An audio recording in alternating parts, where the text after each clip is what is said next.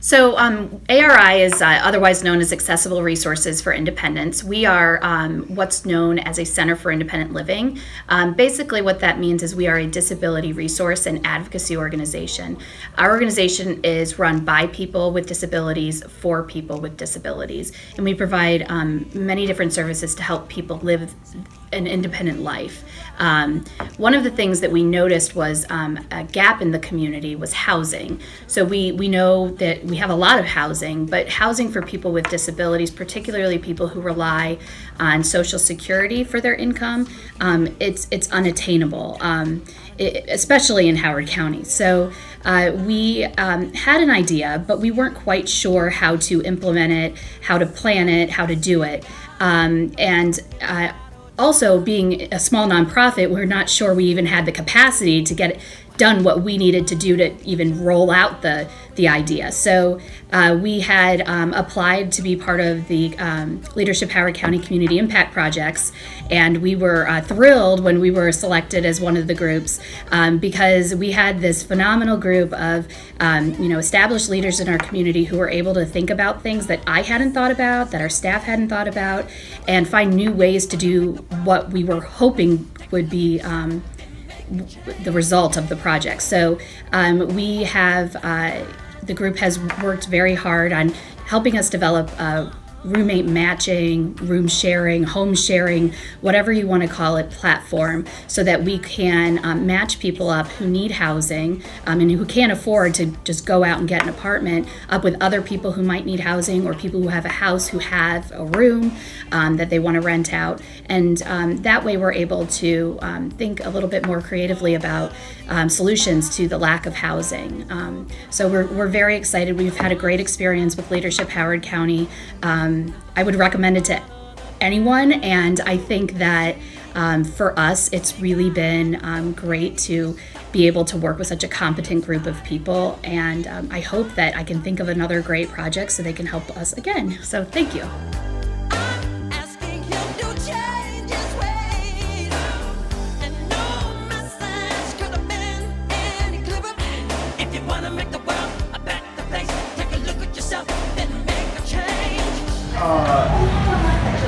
What do we want to do? Do we want to identify? I forget the video.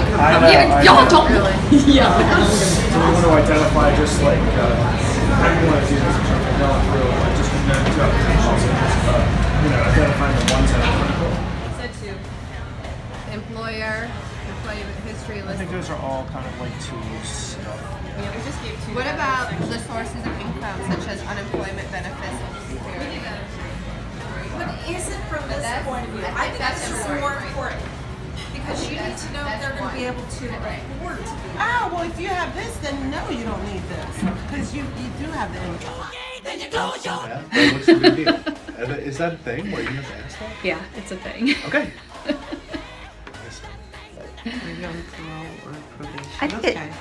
I think the general housekeeping questions would be pertinent. Like, Do you like to be messy or clean? do you Stay up late? do you wash your dishes right after you eat? Do you Yeah. eat over the sink? Yeah. But those are questions How that many would be times on do you take a bath? roomserve.com if the college kid is looking for a roommate. So those aren't personal questions, they're just lifestyle questions. No, I think that's fine. That would be good matching. Does it know a little bit about the other person? They won't know to help the person if something happens. Yeah. You know what I mean? Well, and I guess I don't know where the form came from and what. It could be that people have had good experiences using these screening questions, and there's a good reason behind it. But they're just very, very personal questions. Oh, And he was like completely open. I talked to him about money. He's like, don't worry about it. We can just use we already have the algorithms. Right. In turn, I said, listen, because you're exclusively university, college space.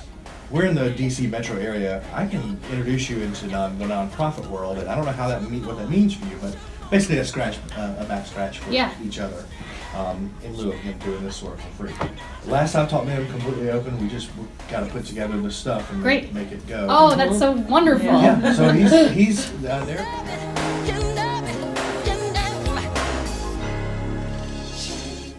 I felt that in the beginning we had to do a lot of learning and to get up to speed about what the project is, what ARI was about, and what was expected out of us. I thought we worked very good together and we were very collaborative in our effort to try to contribute what we can. That Katie had told us was that there's zero availability in housing for people with disabilities in our county. So I was surprised to find out that a lot of our answers were amongst our classmates, because many of our classmates are currently working for nonprofits, and we were able to glean information from them in order to give more information back to Katie. One of the things that surprised me the most was the fact that, like some of the others had mentioned, there was a lot of pieces of the puzzle, but none of them seemed to fit.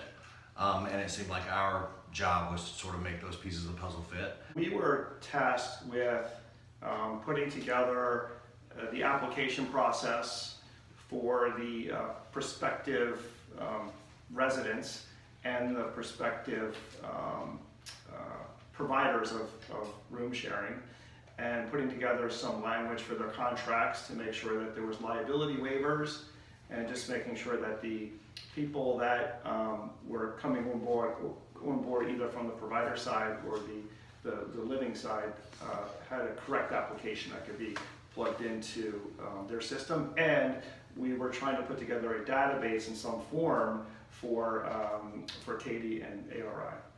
In terms of the most challenging piece of it also was that this is a nonprofit. They don't have really a big budget to work with, but yet they need the technology of someone that has a big budget. And so we had to figure out how to put together a database, which, let's face it, that's technology. The application process, the matching process, the database, that's all technology, and that costs money. So I think one of the biggest challenges from our perspective was trying to get that put together for low or no cost. And Travis can talk about that a little bit, how we approach that, because I think that's a big piece of it. So I think things that we, like Jeff mentioned, was we had to figure out this this platform of which we were going to use. So we started looking at Excel and some ways to do that through some of the free systems that were out there. And then one of our other team members on the CIP team, I think Karen mentioned RoomSurf, which is a matching system. It's like an eHarmony, or but they do it for college students that are going into a dormitory together who don't know each other. So I reached out to them to see if they would do some pro bono for us. Surprisingly, they agreed. So then we had to put together, the questions and answers so that things fit. And so I think that was a huge win for us, and a huge favor from the guys at RoomSurf. And part of what I had to contribute is coming up with the seeker and provider application, and having to just kind of funnel all the information all at once and putting it down to paperwork and then transferring it to the database. That was the most daunting thing in this project. We all just kind of came together, and it was nice that everybody kind of saw the best in everybody, and really we all kind of helped support each other to bring out the best. Being able to connect the dots. I mean, really, that's the whole process that we've gone through. It's that we started off with a list of places to call, that we talked to them about their housing and how they, in different states, and how they go ahead and help these people find housing. And we were, pretty much told that we kept getting filtered down to the homeless shelters. We're not necessarily working with homeless people, Right. but people that have an obstacle and a challenge to find housing that will suit their physical disability. Absolutely. Or mental disability. We now have made the introductions that'll help her get farther along. I felt like it was an important project specifically for me, and I can probably speak for the group. I wanted to do something outside of my industry. I wanted to do something to really make an impact. Impact is that I think that we are definitely helping ARI bring something to Howard County to pair persons with disabilities with proper homes. I think there's also a big unawareness that there's a whole class of people out there that have just enough money to survive, but they don't have enough money for survival and shelter. And I think that the biggest impact could be that by putting together a successful program with application and matching providers and seekers, that you could actually start to create a platform in Howard County, which is a very unaffordable county to live in to begin with, but being able to take some of these folks and getting them off the street, and having a system by which they're able to be referred to, because that's the biggest problem that they're having, is there's really nowhere to put these people. And anyone who was doing the provider stuff has since gone, and Howard County is severely lacking in housing for these people that are barely making it, and there's no real government program to help them. Whereas sharing is a great is a great way for them to live together, have their needs met.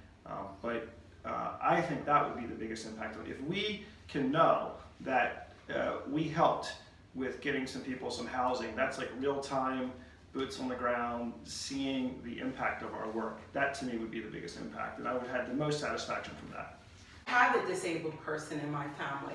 He lives with my brother, but if I didn't have brothers who he could live with, you know, it's daunting to think what we could do to make it better or make something happen so that someone can help him. Now I'm getting nervous because I'm upset about it. But so I think working on this project really opened up my eyes to what we can do to help a whole community. How they're doing things is that there's a lot of people doing great things, and they're working kind of just, you know, circumstances are handed to them. They get hundreds of calls, and they have to figure out some way to input that data and find some way to, you know, find a match or get them somewhere. But just because there's a lot of people doing all these good things doesn't mean that they have a clear vision on how to handle that. And I think one of the things I learned as a leader is you can have a lot of people doing great things, but it still takes somebody to try to help piece that together. And I learned that there are organizations in the county or anywhere that if you can help them put that together, that's a great leader. So the gentleman at RoomServe who agreed to let us use their platform with our questions that would fit the ARI need, in the midst of all of this, they were purchased in a private sale. So the new ownership didn't know our agreement. So at some point we had realized that they were probably not going to be able to do what they had promised they would. So I called the new guys, and it turns out that the former CEO and CFO of RoomServe stayed on with the new company and somehow got in touch with them and kind of pumped life back into this idea. So they have agreed to do it. It should be running now. It should be working. It's kind of ironic, we started leadership by building bridges, and we were really great with building those bridges. And I felt like that's what we really did for ARI, is we really connected Katie and her team with a lot of other nonprofits and organizations with similar programs, and, you know, connected her to other organizations that might be able to help her, and hopefully she'll continue with that. I think that it was 7 people with 7 distinct personalities and timelines, and, you know, our different ways that we want to work and do things. And the thing that I'm most proud about is the fact that we all came together as a group and worked very easily. We meshed very well with our individual personalities, just to step up and get things done. Nobody had to be asked to step up and get things done. And I think that made me the most proud during the process, that we actually did the project. And all along I was expecting some implosion, but everybody just stepped up and did what they had to do. So I was very, very, very proud of that. Travis, can you talk a little bit about the link that's on the website now? Sure. So there should be a link, and I just got confirmation that it exists. So, and I went to seek it out the other day and was able to look at it, but have not played around on it. However, that link is something that ARI should put on their website, so as they're promoting things. It's very simple how it works. Someone just clicks that link. Someone who's called or has a need clicks that link and goes through the questions. It also asks what you would like in a provider, and a provider can do the same thing and asks what would you like in a tenant or a roommate. Through the magic of algorithms and whatever science they use, they come up with some matches, and then they shoot those potential matches out to the tenant or the landlord, and then it's up to them to connect at that point. But ARI can facilitate that, you know, through their casework activity. So if you guys need any further help, or the research was fun, finding other programs, and I had a ball doing it, and I learned a lot from this project. So if you guys have, like, going forward, again, you have my contact information. And I'm Denise from Tom, and I am a litigator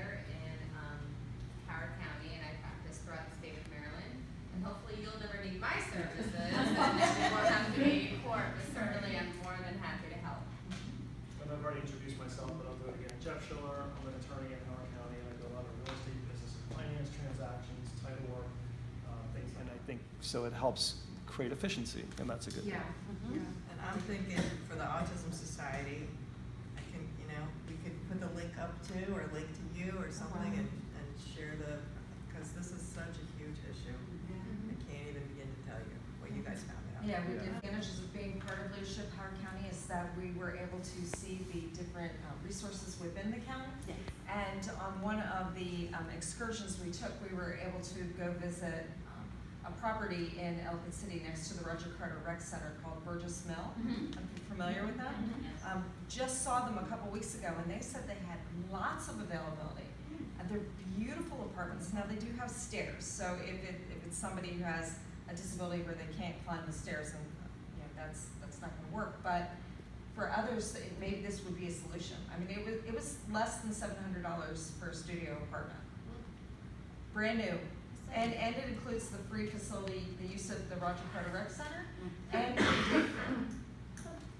Grand hope is that if we can offload some of your data entry and stuff, and then you can focus more on finding things or not that you don't, but there's probably stuff there. So I think one of the hopes is that maybe we can make it easier to do the everyday tasks, so that the networking and the connectivity and the other things, and finding out the little secrets and the gems that are out there could be a little easier. Again, that's your prerogative to figure out how you want to do that. Hopefully we provided you some efficiency to get there. I just want to say that I was sitting here trying I'm a little emotional today because I'm really tired, but trying not to cry because I just think this is so wonderful, and I'm just amazed that you guys really took this on with such passion and enthusiasm, and you made it happen. I mean, it was just this behemoth of something that we felt like it was a good thing. We felt like it was a good idea, but this was so helpful in so many ways for our organization, just to not, we would never have the capacity to do it otherwise. So I just thank you. This is just wonderful. I'm super excited. So I'm hoping, and we're going to share this with the board and see what their thoughts are. But this is great. I would say, well, you're certainly welcome, but I don't think that any of us would have joined leadership or agreed to do any of this stuff if we weren't willing to do it. So it's really kind of our pleasure. And it was quite rewarding. It was quite. We learned a lot too. We learned a lot in the process. For my own family, but we learned a lot. Yeah. Great. Well, okay. So mutually beneficial. And I do think it's something that touches all of we do many different things at ARI, but this is something that touches all of our positions, in many different ways. So I'm looking forward to it. I think it's very exciting because, it is something that we've talked about for a long time, and to see it come to fruition is pretty cool. So. Go ahead, Jeff. Why was it important? It was important because they told us it was important. Good answer. Somebody said, did you learn while working on this project? That's a tough one, I know. Patience, no, I'm just kidding. How to work with Jeff. Although Jeff was very difficult, and because he is very controlling, and his attorney self came out a lot, and Travis and I just took it for the team, and we delivered. My most difficult person to work with. That was Jeff. That would be Jeff. I think he learned delegating a lot to me because he barely did any work and just kind of emailed everything to me for me to do. I'm an errand thief. Yeah, you're an error. Travis was always on the short end of the stick of the bean, and so he constantly had to be apologizing for saying the wrong things to Naveen because Naveen is also a very angry person. Travis, what do you have to say about that? Beyond the physical abuse, no. That's all, folks.